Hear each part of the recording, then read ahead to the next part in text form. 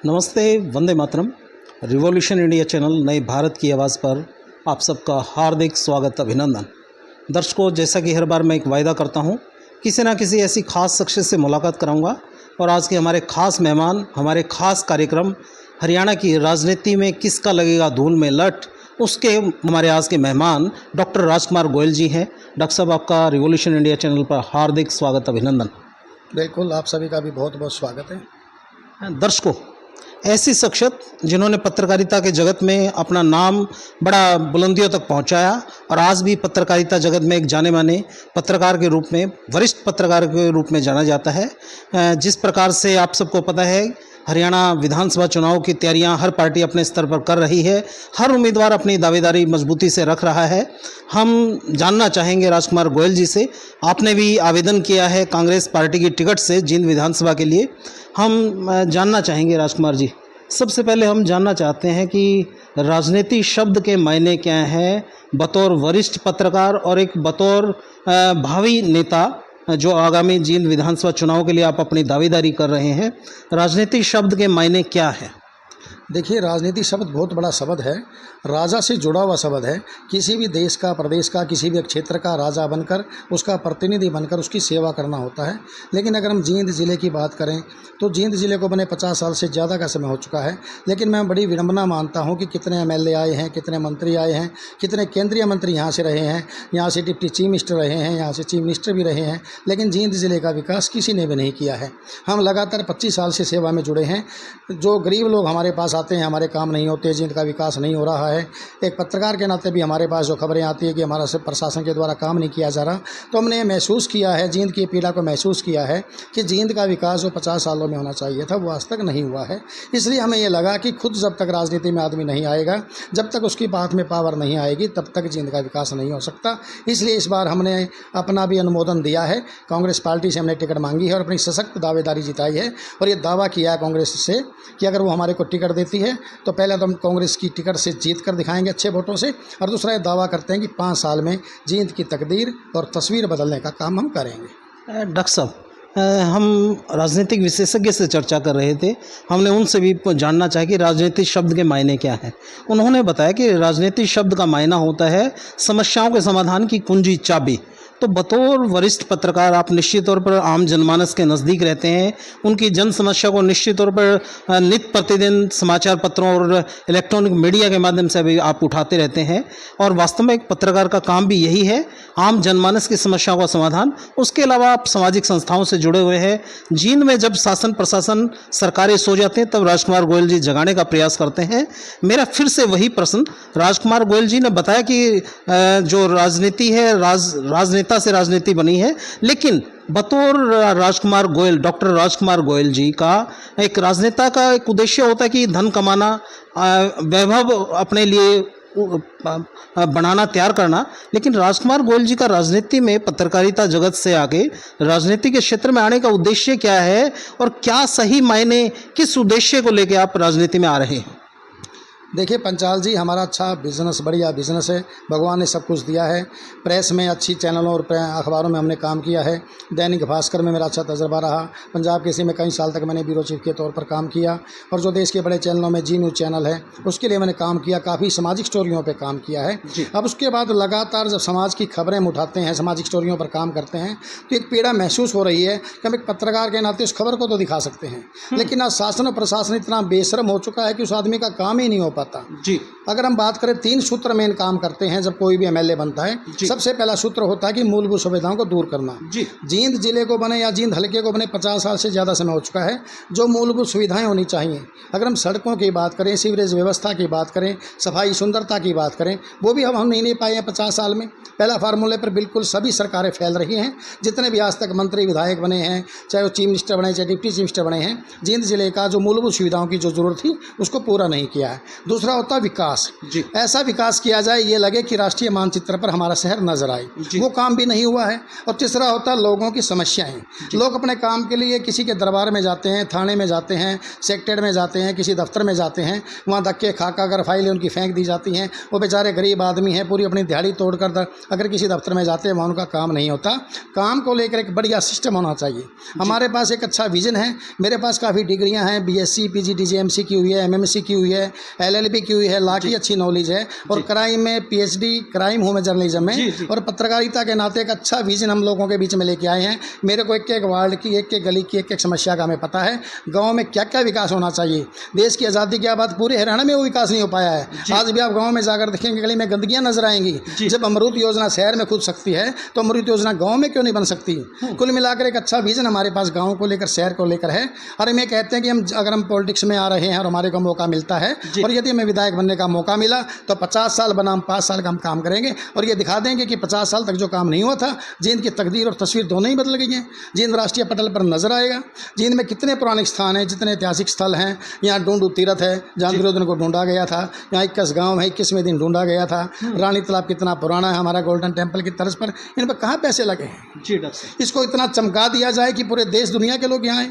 यहाँ का रेवेन्यू बढ़ेगा तो हमारा विकास होगा। लेकिन मैं तो बड़ी शर्म की बात है, कितने एमएलए मंत्री यहाँ से बने हैं, मूलभूत सुविधा ही नहीं है। जींद के 31 वार्डों में सड़कें तक नहीं बनी हैं, सीवरेज व्यवस्था फैल है, जगह जगह गंदगी के ढेर लगे हैं, सफाई व्यवस्था उठाने का कोई सिस्टम नहीं है। सिस्टम कहीं भी नहीं है। इतने पैसे आ रहे हैं, बड़े दावे किए जाते हैं सरकार प्रशासन के द्वारा। हर हफ्ते मैं देखता हूँ प्रेस नोट जारी कर दिया जाता है, 20 करोड़ आए हैं, 50 करोड़ आए हैं। पिछले 10 साल में, 20 साल में अगर हम 50 साल का डाटा लगाएं तो 50 साल में तो पता नहीं 500, 700, 1000 करोड़ रुपये जींद में आ चुका है। इतने में तो नया शहर बसा सकते हैं। आखिर है कहाँ वो 1000 करोड़ रुपये, वो पैसे कहाँ लगे हैं। Mismanagement of money. ये मैं कहता हूँ जो विधायक बनते हैं उनको पता ही नहीं सिस्टम का कि पैसे लगने किस तरीके से चाहिए, और 100 रुपये में से 100 रुपये कैसे लगेंगे, इस बात का भी सिस्टम नहीं है। कहीं ना कहीं गड़बड़ घोटाला होगा या तो। जब पैसे पूरे नहीं लगे हैं, पैसे आखिर गए कहाँ हैं, ये बहुत बड़ा क्वेश्चन है। और हम तो कहते हैं अगर हमारे को मौका मिला, हम तो आज तक के 50 साल में जितने पैसे लगे उसकी जांच करवाएंगे। किस विधायक ने कितने पैसे कहाँ लगाए, एक का हिसाब लेंगे। अमृत योजना पर करोड़ों लगे, फलानी योजना पर करोड़ों लगे, वो करोड़ों हैं कहाँ। आज अमृत योजना फेल है। अमृत योजना में ये कहा गया था पूरी जींद को खोद दिया गया था 30 फुट गहरा, इतने बड़े बड़े पाइप दाब दिए गए थे, और ये दावा किया गया था कि लगातार 10 दिन तक भी अगर बारिश होगी तो 10 मिनट के अंदर अंदर सारा पानी अमृत योजना में चला जाएगा। लेकिन मैं दावा करता हूँ अगर 2 मिनट भी अगर बारिश आती है तो पानी सड़कों पर खड़ा मिलता है। ये कहाँ गई अमृत योजना, कहाँ गए वो करोड़ों रुपए, किसने बनाई। हमने अमृत योजना को खोदते हुए देखा है। रात को 12-12 बजे एक जेसीबी का ड्राइवर और एक अनपढ़ मजदूर आदमी, उन्होंने अमृत योजना को बनाया है। मौके पर कोई जेई हमने नज़र नहीं आया, कोई एक्शन हमें नज़र नहीं आया। बिना एक्शन जेई के अगर वो अमृत योजना दबेगी, कहीं पर 30 फुट गहरी है, कहीं पर 20 फुट गहरी है, कहीं पानी का लेवल ऊंचा है, कहीं पानी का लेवल नीचा है। इस प्रकार जींद का विकास हो रहा है जो बिल्कुल शून्य है। कागजों में विकास है और धरातल पर जीरो है। डॉक्टर साहब, आपने बहुत बड़ी बात कही कि जो हमारे तीर्थ स्थल हैं जो आज गुमनामी के साए में छुपे हुए हैं। हमने बहुत पुराने समय में लोग चर्चाएं करते थे, कभी जींद में आकर बॉलीवुड के सितारे यहाँ फिल्में बनाते थे। रानी तालाब की ऐसी कुछ फिल्में हैं जहाँ वहाँ उसका फिल्मांकन किया गया ऐसी फिल्मों का। दूसरी तरफ जब सुबह आज मैं बाज़ार की तरफ आ रहा था, राजकुमार जी, मुझे ऐसा लगता है जो नरेंद्र मोदी जी का जो सपना है विकासशील भारत से विकसित भारत, नज़र आता है कि वास्तव में हम विकसित हैं। उसका एक रीज़न है क्योंकि आप पीएचडी हैं, विशेषज्ञ हैं। जब कोई चीज़ मार्केट में 10 रुपये की है और उस सामान को हम 10 रुपये की बजाय 30 रुपये में ले रहे हैं तो निश्चित तौर पर हम विकसित हो चुके हैं, तभी हम उसको 30 रुपये में ले रहे हैं। एक विकसित जो देश है, अमेरिका जैसे देश, वो भी जो उसका प्राइस है, एमआरपी रेट है, उससे ज़्यादा वो नहीं लेते। लेकिन यदि हम आज भी वही चीज़, मैं इसको इसलिए कोट कर रहा हूँ डॉक्टर साहब, कि जब हम कहीं सड़कें बनाने की बात करते हैं, कहीं कुछ एक बार बना दिया फिर उखाड़ दिया, फिर बना दिया फिर उखाड़ दिया, ये क्या मैनेजमेंट नहीं है, पैसे का मिसयूज है, उस पैसे का दुरुपयोग है। इस प्रकार की चीज़ें आपने बताई हैं। हम जानना चाहते हैं डॉक्टर साहब से, आपने वो पीड़ा आपने महसूस की कि कैसे पैसे का दोहन किया जा रहा है राजनेताओं के द्वारा, शासन प्रशासन के द्वारा, सरकारों द्वारा। देखिए, सबसे पहले तो आपने एक फ़िल्म का जिक्र किया, उस फिल्म का नाम है पवित्र पापी। जी, कितने साल पहले जब हम छोटे छोटे थे तब वो पवित्र पापी फिल्म बनी थी। बॉलीवुड से हीरो हीरोइन यहाँ कर उन्होंने गाना फिल्मांकन किया था रानी तालाब का, कितना ऐतिहासिक था। अगर 50 साल तक लगातार यहाँ विकास हो रहा होता, बॉलीवुड के लोग यहाँ आ रहे होते, गोल्डन टेम्पल की तर्ज पर रानी तालाब का सौंदर्यीकरण किया होता, हज़ारों लोग यहाँ आते, तो कितने करोड़ों रुपए का रेवेन्यू जींद का बनता, जींद राष्ट्रीय पटल पर नजर आता। लेकिन विकासशील भी नहीं है जींद तो। बड़ी शर्म की बात है, 50 साल में 1947 में कहना शुरू किया था हमने, हम अपने देश को विकासशील, देश को विकसित बनाएंगे, लेकिन मैं तो कह रहा हूँ विकासशील भी नहीं है। विकासशील देश उसको कहते हैं कम से कम मूलभूत सुविधाएं तो हो, यहाँ तो कुछ भी नहीं है। आप जींद के अंदर अगर हमारे को रिश्तेदार बाहर से आ जाते हैं दिल्ली बॉम्बे से, वो कहते हैं कि आप जींद शहर में रह रहे हो, ये तो शर्म की बात है। तो गांव से भी बदतर है, यहाँ के लोग बदतर जिंदगी जी रहे हैं। मैं कहता हूँ यहाँ पर अंडरपास के नाम पर और ब्रिज के नाम पर पूरे शहर का चकनाचूर कर दिया गया। हांसी रोड पर जो दोनों तरफ अरबों रुपये की जो दुकानें थी, वो पूरा शहर ही बर्बाद कर दिया गया। वहाँ जो हार्डवेयर की दुकानें थी, जो स्पेयर पार्ट्स की दुकानें थी, वो सब अंडर ब्रिज के नीचे ला दी गई। मैं कहता हूँ अगर उनके पास प्लान होता, उनका विजन होता, जींद में सिर्फ 2 एलिवेटेड प्लान निकलते जी, 2 एलिवेटेड अगर ब्रिज निकल जाते, एक निकलता दिल्ली वाले रास्ते पर, एक निकलता पानीपत वाले रास्ते पर। जींद के अंदर जो 10-10, 15-15 अंडर ब्रिज ओवर ब्रिज बनाएगी, उनकी जरूरत ही नहीं पड़ती जी। और जींद सारा बड़ा सुंदर नजर आता। आज देखना कितनी शर्म की बात है, जो एक एक दुकान 20-20 गज की करोड़ों रुपए की थी हांसी रोड पर, लेकिन सारी अंडर ब्रिज के नीचे आ गई हैं। उसकी वजह से सारी सुंदरीकरण उसका हांसी रोड का खत्म हो गया है। भिवानी रोड पर जो ब्रिज बन रहा है, उसका काम रुका हुआ 4 महीने से, उस पर कोई काम नहीं कर रहा है। किस रोड मैं बात करूं, रोहतक रोड पर जो उन्होंने 12 मीटर सड़क बनानी थी, वो 11 मीटर बना दी, 1 मीटर घास तक पता नहीं उसके पैसे कहां चले गए हैं जी। अंडरपास के नाम पर देवीलाल चौक से एक छोटा रोड निकलना था, उसको लेकर कितना संघर्ष हो रहा है, लेकिन कोई सुनवाई ही नहीं हो रही है। आप देखना, एक पासपोर्ट की बात करो, दूसरे जिलों में एयरपोर्ट तक बन गए हैं, जींद में पासपोर्ट तक नहीं बनता है जी। मैंने लगातार 500 चिट्ठियां केंद्र सरकार को, प्रदेश सरकार को लिख ली, जींद के सांसदों को बोल दिया, विधायकों को हम बोल चुके हैं, कम से कम एक छोटी सी कलम से पासपोर्ट के अंदर तो शुरू कर दो। लेकिन विडम्बना की बात है, यहाँ के लोगों को, गरीब आदमी को कार किराए पर लेकर अम्बाड़ा जाना पड़ता है, पूरा दिन लगता है, उसके बाद कुछ कमी हो तो दोबारा जाना पड़ता है। यहाँ पासपोर्ट के अंदर तक नहीं है। किया क्या है यहाँ की सरकारों ने, आज तक की सरकारों ने, आज तक के विधायकों ने? अगर वो विधायक दिमाग लगाते, उनके पास कोई पहले विजन होता।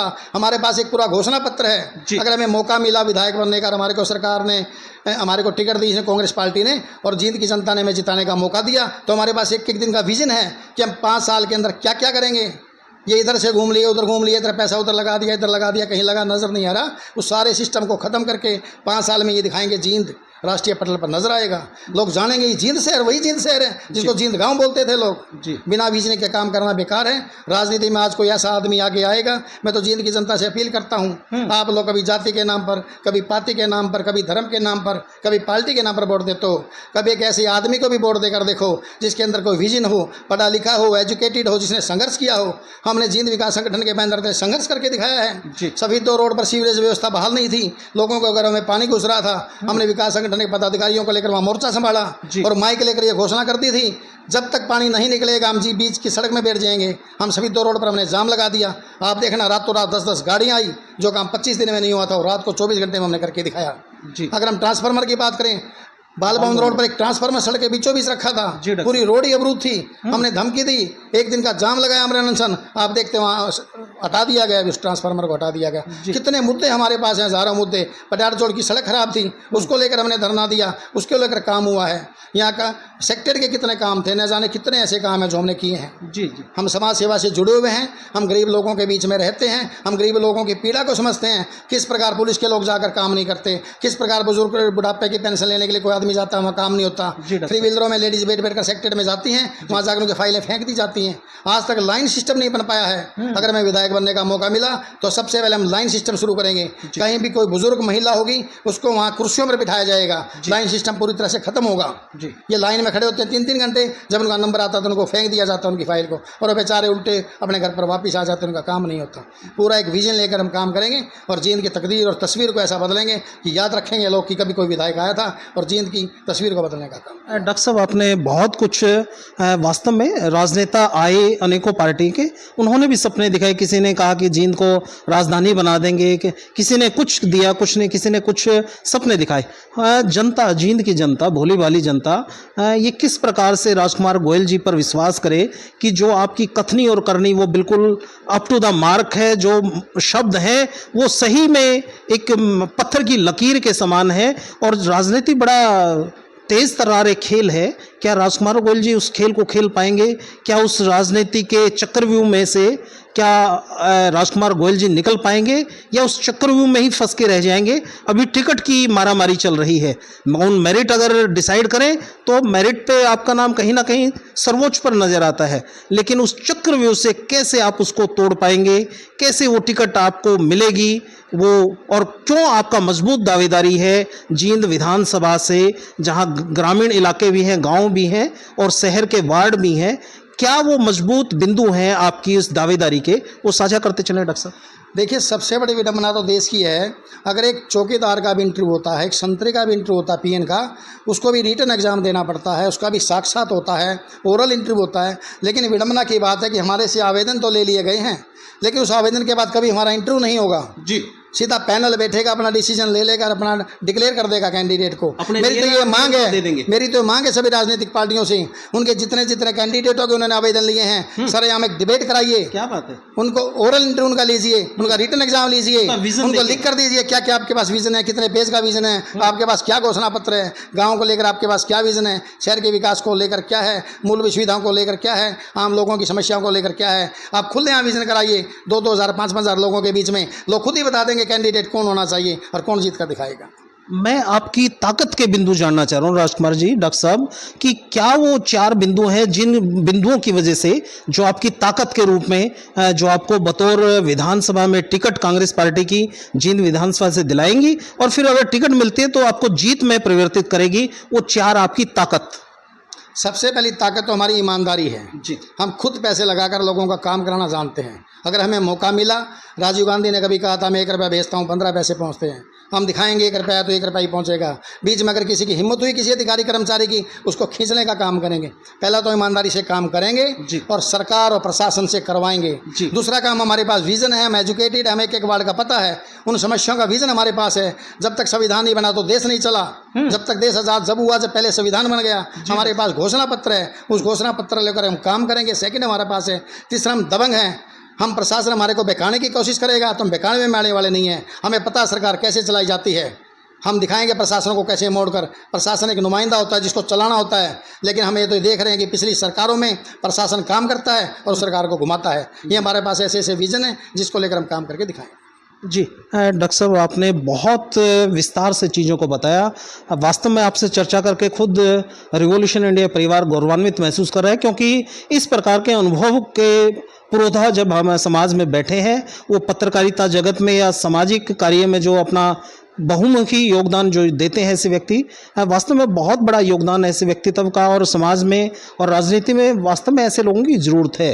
अब जब मैं चर्चा कर रहा हूँ डॉक्टर साहब, तो मुझे, अगर मैं पत्रकारिता जगत के बारे में आपसे कुछ चर्चा ना करूं तो मुझे ऐसा लगता है ये इंटरव्यू हमारा निरस रह जाता है।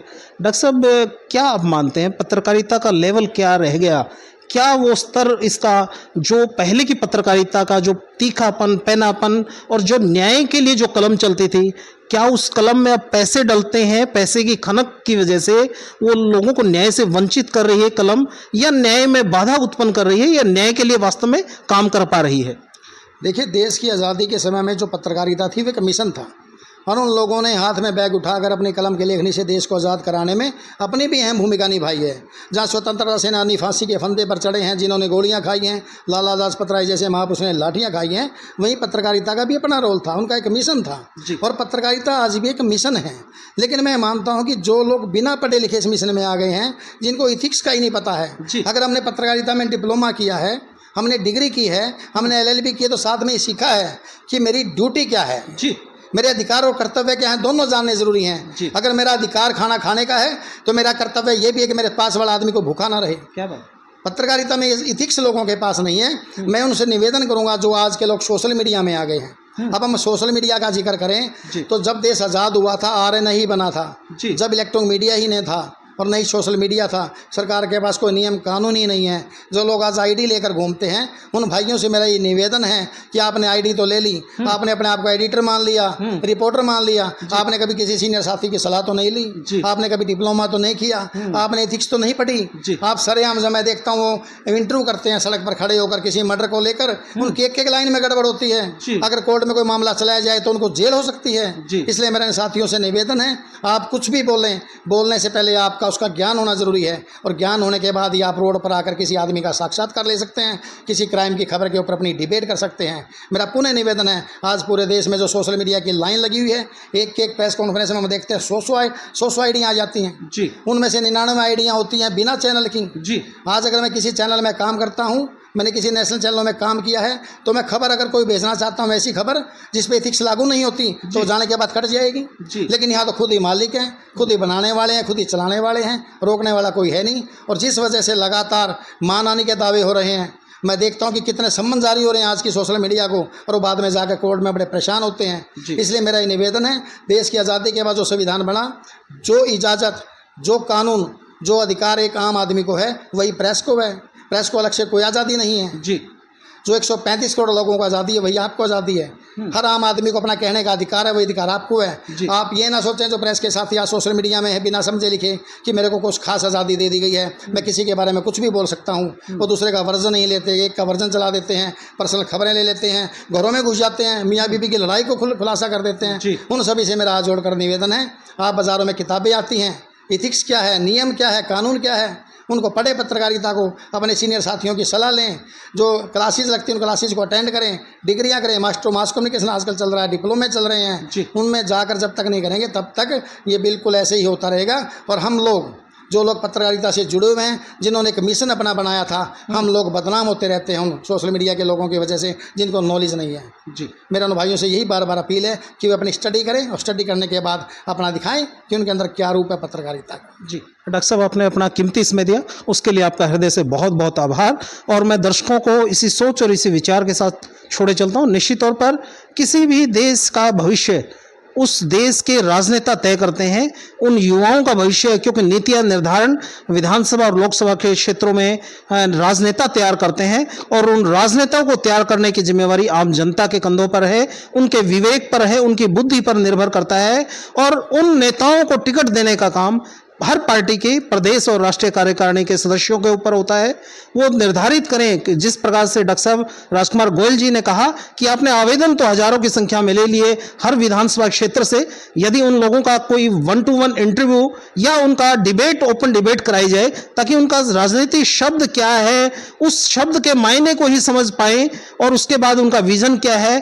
तो सही कहा है बड़े बुजुर्गों ने, अधूरा ज्ञान विनाश की जननी होता है। राजनीति में भी ज्ञानवान व्यक्ति ही राजनीति में आए, क्योंकि उनसे ही प्रदेश और देश का भविष्य निर्भर है, उन्हीं से देश और भविष्य, देश निर्माण की एक परिकल्पना परिभाषित की जा सकती है।